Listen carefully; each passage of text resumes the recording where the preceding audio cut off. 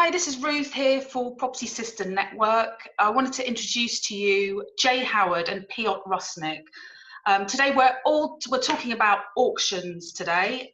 So we've just invited along two of our auction specialists. They're renowned. They're Amazon #1 bestsellers before the hammer falls, and you can get a link to their book just below in the description. They've been in the industry a very long time. So today we're talking about their top tips for buying at auctions, you know, the new way of buying at auctions, which we're not talking about the modern method, we're talking about auctions, buying online now rather than going into the rooms as we used to do that. I think for online bidding, there are really two types that are quite prevalent in the country at the moment. So you have the widget bidding, which is just a little box on the lot details, which enables you to just incrementally add your bids. And then you have the hybrid auctions, where there is an auctioneer in front of a camera and they still have the online bidding, the telephone bidding and the proxy bidding. You kind of want to be treating those as two different styles of bidding.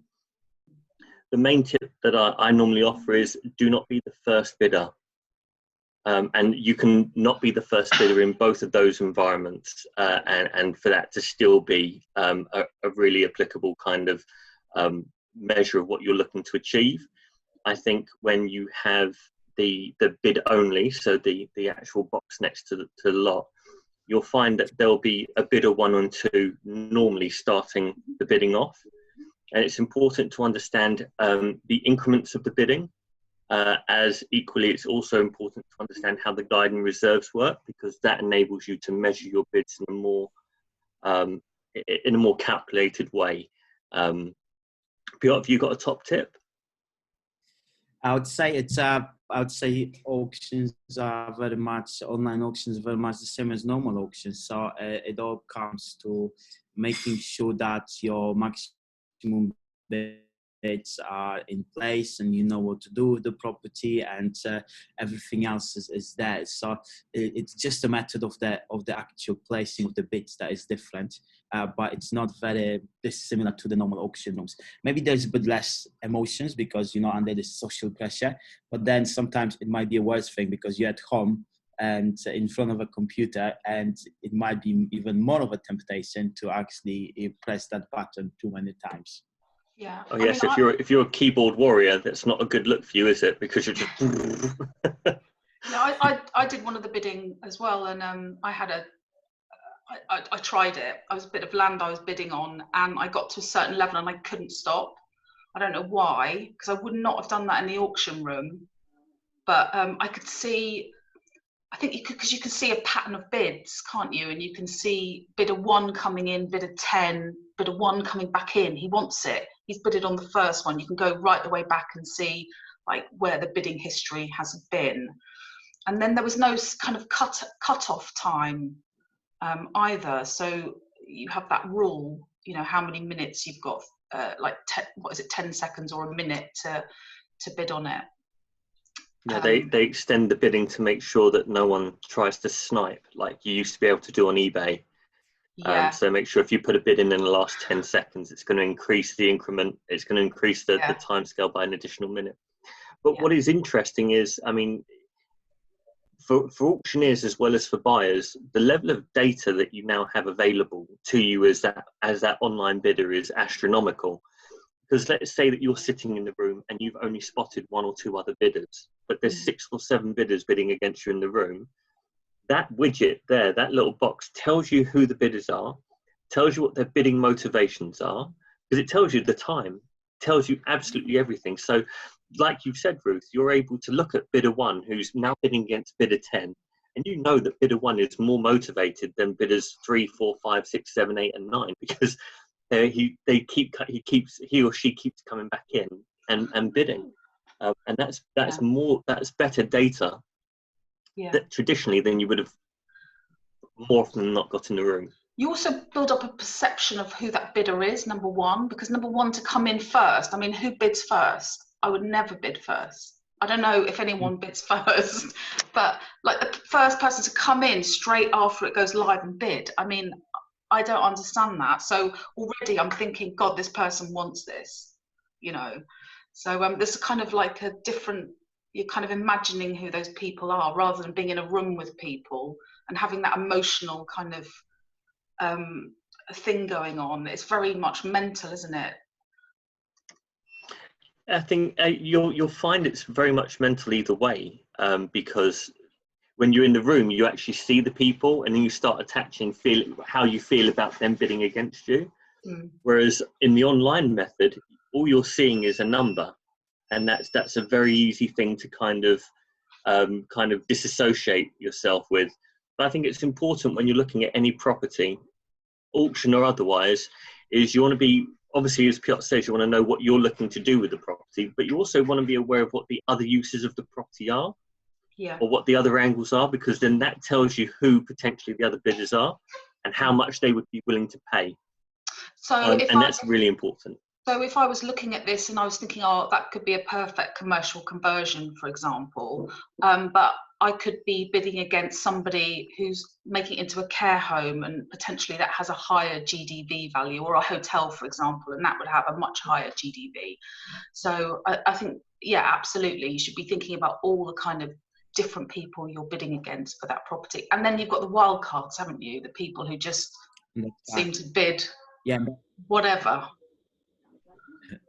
Yeah, you got the community buyers. So those are people that will, have got parents that live at number 17, and you're moving it. You want to buy number 18. You're never going to outbid them. And to a certain extent, like, you're never going to, if you're looking at like a 3-bedroom semi-detached or end of terrace house in an area which isn't Article 4, the chances are your nearest competitor is going to be an HMO person who's going to go in there and do the conversion, and they're going to be able to spend a fair bit more than you are for having it as a single asset, even if it was just a refurb, rent and resell, or whatever your model is.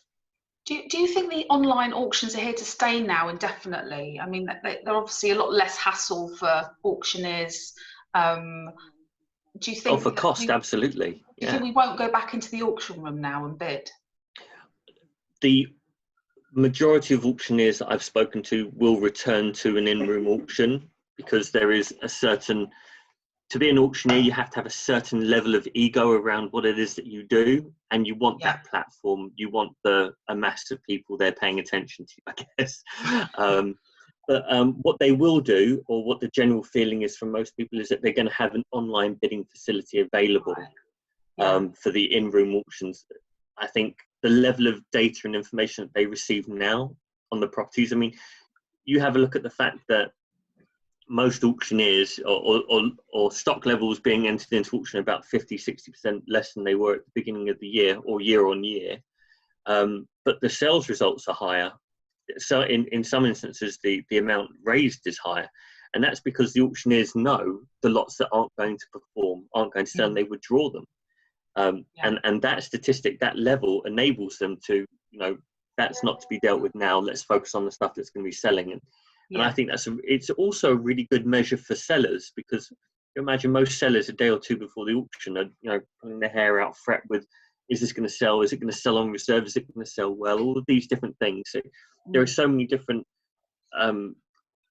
elements at play with an auction. We normally just focus on ourselves as buyers. But the auctions have to go through X to try and make things work. The sellers are going through their own distraught manifestations in their own minds.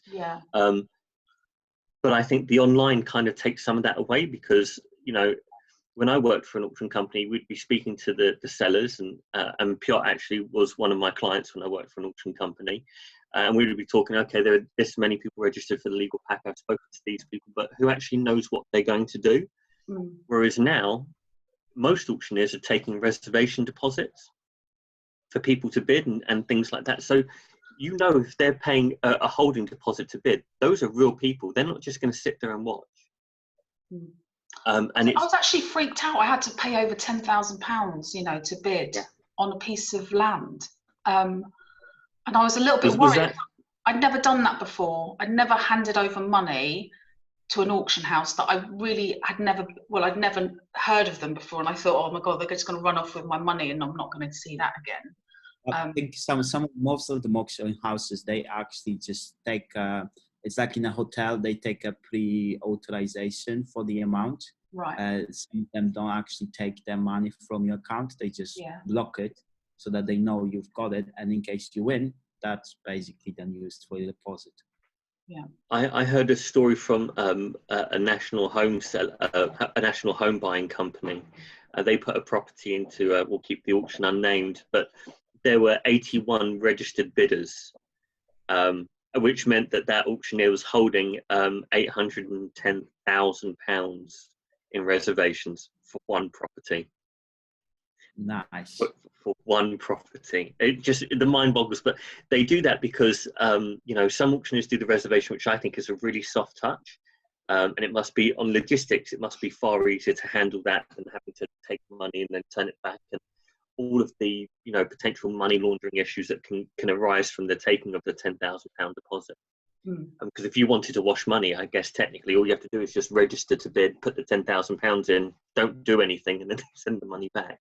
Yeah. So, you know, I think the reservation is a smarter, more compliant way to run the auction. I think you get more people bidding at that point, because I mean, if I didn't want this piece of land so much, I wouldn't. I mean, I didn't win it, but if I hadn't wanted it so badly, I wouldn't have sent my money across. And then I felt that I had to bid more because they had my money. So it was just this weird thing. I mean, I wouldn't do that again. But yeah, no, I agree with you. I'm not a fan of creating hurdles at auction. You know, I'm a fan of, you know, make sure the property is listed correctly, the information is clear, it's easy to understand, make sure the legal pack is out early, make sure the viewings are listed on time and are early, make sure that, you know, you don't have to pay that kind of money, because it's just all hurdles that you don't really want a buyer to have to jump through. You just want to make the process very easy for them. But I mean, what I find as well is that, you know, on the day of the auction, another piece of legal information comes through, and that makes me a bit nervous, because why are they uploading last minute? I mean, that makes me feel nervous. I think there's only one or two exceptions to me feeling nervous about something like that. Other things I normally get nervous about, stuff like there's a new set of special conditions that arrive 2 hours before the bidding. I instantly get nervous. Probably wouldn't stop me from bidding once I've read the special conditions and I'm happy. But I get your point. The one that never really bothers me at all is the local search, because that can take forever to come through. So it arriving a day or two before the auction is actually better than it not being put in the pack at all. So it's I mean, I'm in Derby, and I know Derby, they take like 3 months for the searches to come through. So at the SDL auction here, you don't have searches because they can't get them through in time. So I'm just not fussed about those. I don't know why, but it just doesn't bother me. It's just the rest of it, you know. But yeah, I mean, it's good to have it, right? It's really good to have that kind of information on planning and water and services and all of that. Yeah, and definitely, like, it's you probably know your area, so local search in that respect isn't that important. But there's those specific thing for like property specific thing that will be in the local search that might not be somewhere else. Like, for example, we bought this wall in Fulham, and one of the things that was in the local search was that there was an not enforcement notice, like some charging order for the dangerous structure notice, whatever. There was about £800 to be paid, and there was no way of finding out about it apart from needing the local search. So there's certain things in the local search that might be useful. Yeah. But most of the time, it's just not that useful. Have you bought anything the new way? Yeah, or sold anything? Or you just watching it? Yeah. Both. Go ahead, Jay. Yeah. Yeah. So we bought I'll keep it short. We bought an advertising hoarding in Fulham, and that was a very interesting one. So as Piot said, the issue with that one is it had the charging order on it, which we were able to have the seller settle before completion. So it was only initial if you don't know how to deal with it.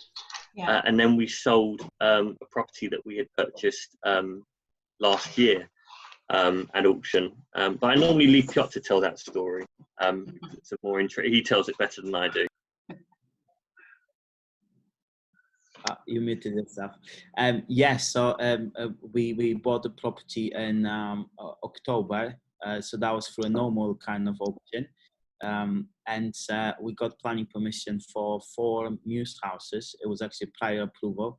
And we're considering what to do with it. But we finally decided to put in the auction because the market seems so good. And we don't know what's going to happen in like 9-12 months when we have this built. So I put in the auction and we sold it for 650, and that was an online auction. And the 3 of us, myself, Jay and Rod, were sitting in front of the computer and like, come on, get up. I think I heard, because like, you do the Sunday morning chat, don't you, on Facebook? Well, we can put a link down to that because you do it every Sunday, and I saw the picture of the property that you sold. I mean, it's amazing how much money you made on that deal. That's just incredible. It just shows you what you can do, doesn't it, without actually building out. So it's definitely one of our strategies as well. We have that as a strategy. Always look for all your exit points on the route, and if at the point of planning, if you're going to get it valued, and make sure you know how much that's worth before you start building out, because it might be worth just selling it at that point rather than building out. So yeah, that's a really good point. So are you going to be updating your book, do you think, in the near? Now that's a good question. Like it's on the card for like the last 9 months or so, and it just takes a bit of time to actually go to it, update it, and but yeah, we definitely want to update it. I think it's quite poignant now, though, isn't it? Now that the market's completely changed and there's been a seismic shift. I think the book is really needed at the moment for all our, especially for all our property sisters and all our little sisters who have joined us, who want to know more about auctions, etc. So, if you could update that'd be fantastic, and then we can we can get that out to them. And I suppose, one of the big questions is, Homes Under the Hammer will still be continuing to film, I suppose, then, because I was just worried, as one of my favourite programmes, that it was going to stop with all the onlineness now, but everyone can stop panicking, and I'm sure it's going to be... I didn't know you're a fan of science fiction, Ruth. Sorry? Science fiction. He said he didn't know that you were a fan of science fiction. That's Piot's analogy to no, Homes it's just Under the Hammer. It's just one of my dirty little secrets. I do love a bit of Homes Under the Hammer during lockdown, so that's been a bit of my saving grace, to be honest. But I just wanted to thank you guys. Thank you so much for coming on and spending the time. We really do appreciate it. And again, all the links will be below. If you want to find out more about Jay or Piot, then all their details are below, and a link to their book, which is going to be updated, will be down there as well. But I just wanted to say thank you very much, guys. Thank you for having us on, Rose.